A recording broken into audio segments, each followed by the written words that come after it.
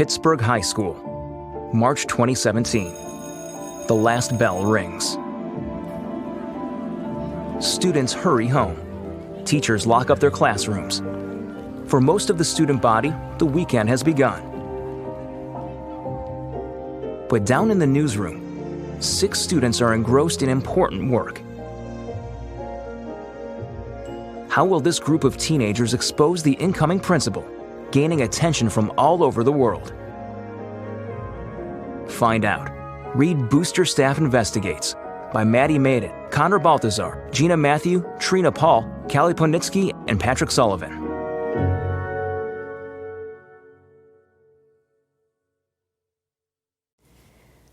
Booster Staff Investigates. Following the hiring of incoming Pittsburgh High School principal Dr. Amy Robertson on March 6, discrepancies arose between Robertson's personal accounts of her education and information provided by education institutions she said she attended. The discrepancies cast doubt on the accreditation of a university she said she attended and the degrees she listed. Robertson said she currently works as the CEO of an education consulting firm known as Atticus IS Consultants in Dubai, and has resided there for over 20 years. According to a Pittsburgh Community Schools press release on Thursday, Robertson gained leadership and management experience at the international equivalents of a building administrator and superintendent. As CEO, she advised global companies on education projects, including writing and implementing curriculum and school policies, developing and executing professional development, and advising on school construction and renovation projects. Robertson said she will arrive in the U.S. in April and is eager for the new experience. "I'm excited about the opportunity," Robertson said.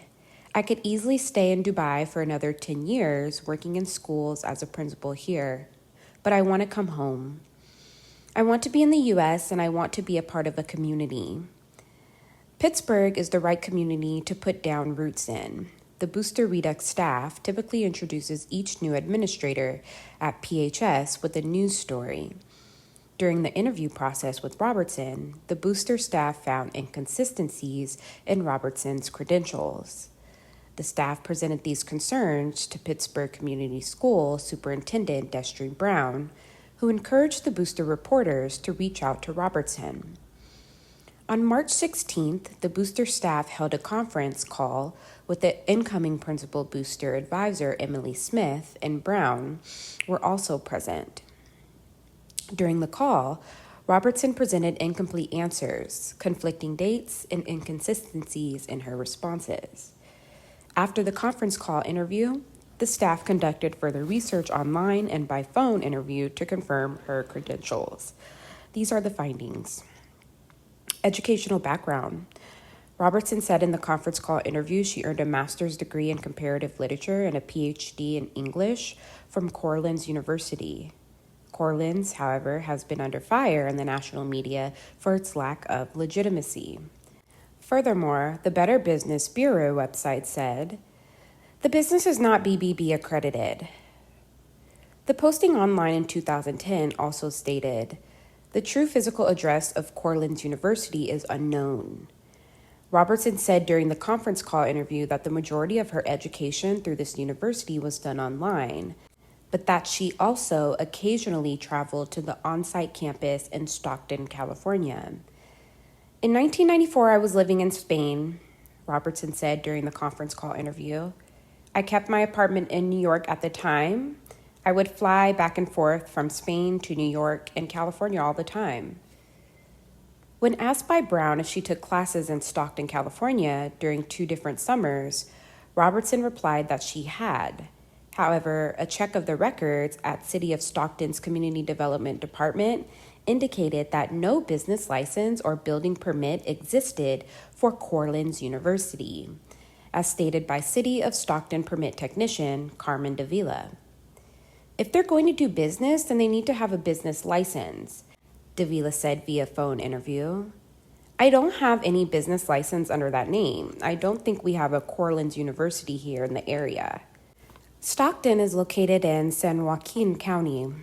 The San Joaquin Community Development Department records also indicated that no such university ever existed in Stockton. In our business records, we have no such record of Cortland University existing. Megan Aguirre, an associate planner of the department in San Joaquin County, said via phone interview with the Booster. Cortland is not accredited by the U.S. Department of Education. Accreditation is a status given to colleges and universities deemed valid educational institution. The department's online database of both accredited online and traditional colleges and universities return no past or current record of Cortland's. When asked if a degree from Cortland University would be accepted, Pittsburgh State University Registrar Debbie Grieve could not find any record of the existence of Cortland's. Cortland's is not in the book at all, so I would doubt the accreditation of that school. Grieve said, if they had ever been accredited, they would be listed in this book, because if they had ever been accredited, it lists them as an accredited and it shows the period of time in which they were accredited. It sounds like they're trying to pass themselves off as accredited, but in fact, they maybe fell short of that. Further research seems to show Cortland University is considered a diploma mill, or a business that sells fake college degrees. According to Oregon Live, the website of the Oregonian, the university is listed as one of the top 10 sources of invalid degree reports or inquiries received by the Oregon Office of Degree Authorization. According to its website, Cortland University has 2 accreditation agencies: the Global Accreditation Bureau and the Accreditation Panel for Online Colleges and Universities. However, those accreditation agencies were also listed as fraudulent by retired FBI agent Alan Ezell in his article, Recent Developments with Degree Mills, published in the Educational Journal, College and University. Many diploma and accreditation mills, including Cortland University, were also listed. The spelling of Cortland's listed in the article does not exactly match the spelling of the university provided by Robertson. Also, search results on the Council for Higher Education Accreditation's database found that Pittsburgh State University and the University of Kansas, a search for Cortland University, returned no results. CHIA is used by colleges and universities to verify accreditation. When I went to Cortland's, it was an accredited university, Robertson said. Otherwise, you can't get any degree authenticated. During the conference call interview, Brown said, I think Cortland University lost its accreditation at some point. In an email to the Booster, Robertson also said she had a teacher certification from the University of Cambridge, United Kingdom. The University of Cambridge confirmed that they offer that degree. Also, during the conference call interview, Robertson said she received a Bachelor's of Fine Arts in Theater Arts from the University of Tulsa in 1991. The Booster continued to fact-check Robertson's education and contacted UT. According to the registrar's office, a BFA has never been offered at the institution. The university was specific in the degrees offered. Only a Bachelor of Arts in Theater was available at the time, not a BFA. At the conference call interview, Brown stated that Assistant Superintendent Rhonda Fincher would serve as the principal of record for the 2017 through 2018 school year because Robertson currently does not hold a Kansas administrator's license. According to Robertson's contract approved by the USD 250 school board, an administrator must be licensed in Kansas by August 1st, 2018. Whether she can attain a teaching or administrator's license by August 2018 to become an administrator is still in question. According to Brown, she must complete a number of college credit hours to obtain her licensure. Local reaction. Over the past 2 weeks, the Morning Sun has also covered questions about Robertson's hiring. On March 20th, the Morning Sun published a story about Robertson's questioned qualifications inspired by an anonymous letter sent by Pittsburgh Citizen X.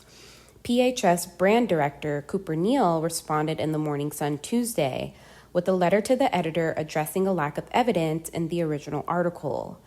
Chance Honer, the original author, published a response on Wednesday, apologizing for failing to bring closure to rumors via the facts.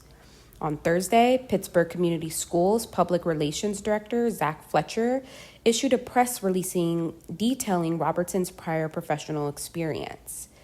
When talking with previous supervisors and Dr. Robertson, the board felt she was a great fit for PHS and the future of our students. Brown, the superintendent, said in the press release.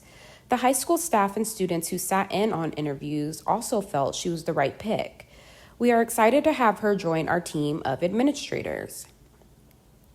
In an interview with the Booster, French teacher Chris Coiler expressed reservations regarding Robertson. It concerns me a lot as to how she's going to take all the classes she needs because she's going to have a lot of duties as principal, and that's a full-time and overtime job, Coiler said. The fact that she has never taught in a U.S. school does concern me because our schools are different from what she found in Dubai. Marjorie Griffin teaches history and social studies at PHS and served on the interview committee for the new principal. I thought she interviewed very well, Giffen said in an interview with the Booster. In reference to Robertson's interview with the committee, I thought she had all the answers. Brown held a faculty meeting March 17th to address administrative changes, which ended up raising questions for Giffen. The meeting made me more uneasy after than it had before, Giffen continued. The more Brown talked about making us feel at ease about the process made me more worried because I didn't know she wasn't really accredited. I want some real leadership, and I am hoping she can provide it, Giffen said. I want her to be successful because I want the school to get back on track. According to the contract, Robertson begins work at the district July 1st. Write your way in, crafting an unforgettable college admissions essay. Writing an excellent personal essay can require you to perform uncomfortable emotional archaeology. You have to search for that well-hidden part of yourself, something you might wish weren't there. Once you find it, you have to bring it out into the open, dust it off, and really look at it. The best writers dig in and then keep excavating in the mud because they know that's where the treasures are hidden. Because most of us would prefer to avoid that kind of self-scrutiny, we often write around the most important issue instead of actually tackling it. This is what I call the hole in the donut problem. Many essays try to show the writer as a superhero, and nothing's worse than a braggy document that tells us how great a person the writer is. I am a resounding leader. People like to see my smiling face. I will contribute to your campus in a myriad ways. Ick. One of the questions I've learned to ask myself when reading essays and trying to figure out what's not working well in them is to wonder, what is the writer afraid of? When someone brags on my page, my answer to that question tends to be, you feel inadequate. When someone uses big words they don't actually know, I think you're worried you're not smart enough. When I read academic papers laden with jargon, I think you feel like an imposter. A good essayist will show her own weakness. It's like having the confidence to go out without makeup. She might be afraid the barefaced version will cause us to judge her, to find her less beautiful, less formidable. She might fear we won't like her anymore. She will be wrong. Once she reveals to us who she is, once we see that the popular pretty girl gets zits too, we will love her and be on her side. The counterintuitive for most of us, when we're faced with high-stakes writing assignments like crafting a college essay, we think we have to give it everything we've got to prove we're worthy. We're tempted to list all of our achievements and make our lives seem as rosy as an English garden. Maybe because we know most people don't like boasting, we'll attempt a humble brag. I'm so lucky, I don't know how this possibly could have happened, and I know I don't deserve it, but I've been named queen of the six-toed cats who like to wear hats. A high-achieving medical school applicant once told me she had figured out the right answer to the question, "What is your biggest flaw?" She beamed with pride as she explained the way to handle that classic job interview query, is to say, "I'm a perfectionist." You can probably see why she was so pleased with herself. It's a flaw that's not really a flaw, a humble brag, an obnoxious answer. But even this topic can make for an effective essay if handled correctly. One of my graduate students wrote an essay about her perfectionism. She said she'd read about well-adjusted perfectionists and those who were maladapted. Unfortunately, she fell into the latter category. In her attempt to perform as well as she could, she often missed deadlines or was so disappointed with her own efforts that she failed to hand in her work. Instead of trying to admit something no one would ever think of as a real flaw, she showed how this trait had nearly kept her from graduating from college. Her essay worked because she knew the right answer and avoided it. Instead, she went to the place that was hard for her to write about, the way she had failed to be a good perfectionist. That made for a much better essay. The hole in the donut is the thing you don't want anyone else to see. Maybe it's a mistake you've made, like dropping the game, losing ball. Maybe it's being rejected by someone you really liked. Maybe it's having been a bully. Most of us would prefer not to parade our weaknesses, but we know, and often so does the reader. They're there. Drive. The surprising truth about what motivates us. From the introduction, The Puzzling Puzzles of Harry Harlow and Edward Deci. Harry F. Harlow was a professor of psychology at the University of Wisconsin who in the 1940s established one of the first laboratories for studying primate behaviors. One day in 1949, Harlow and two colleagues gathered 8 rhesus monkeys for a 2-week experiment on learning. The research devised a simple mechanical puzzle. Solving it required 3 steps. Pull out the vertical pin, undo the hook, and lift the hinge cover. Pretty easy for you and me, far more challenging for a 13-pound lab monkey. The experimenters placed the puzzles in the monkeys' cages to observe how they reacted and to prepare them for tests of their problem-solving prowess at the end of the 2 weeks. But almost immediately, something strange happened.